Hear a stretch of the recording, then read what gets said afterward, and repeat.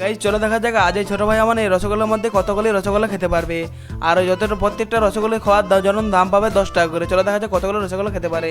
আমি এখন রসগোল্লা প্লেট এখন ওর সামনে চলে এসেছি, আর এখন একটা মিষ্টি এখন মুখে পড়ে দিয়েছে গাইজ। এখন একটা মিষ্টি এখন খাওয়া কমপ্লিট হচ্ছে, যখন 2 নম্বর খাওয়া পালা। এখন 2 নম্বর মিষ্টিটা খুব সহজেই খেলেছে গাইজ।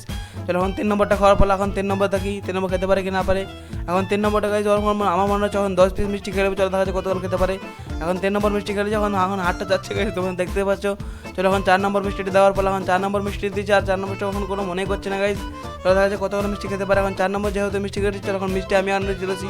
এখন আরও 2টো মিষ্টি চলেছে, এখন ধরো দুটো খেতে পারে কি না পারে।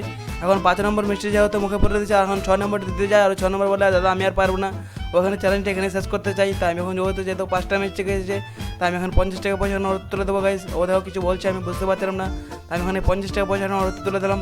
আর এই 50 টাকা পাওয়ার সঙ্গে সঙ্গে ওরা একবার কত খুশি দেখো, তোমরা একবার নিজে নিজে দেখো গাইজ। একবার খুশিতে 50 টাকা পাওয়ার সঙ্গে সঙ্গে একদম নাচতে শুরু করে দিয়েছে গাইজ। তোমরা তো দেখতেই পাচ্ছ। যাই হোক, তোমরা এইরকম চ্যালেঞ্জিং যদি ভিডিও দিতে চাও চ্যানেলকে সাবস্ক্রাইব করো।